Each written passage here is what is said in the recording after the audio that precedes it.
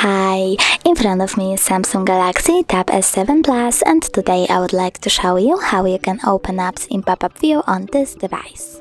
First of all, open any apps like Gallery, Browser and YouTube.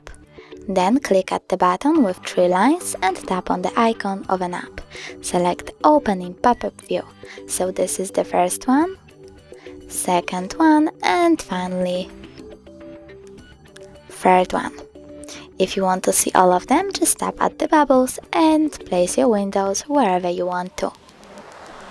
As you can see, now I can use all of my apps at the same time. If you wish to close any of these windows, click on this blue line over here and tap on the X icon. But you can also click at the button with 3 lines again and close your apps in the background.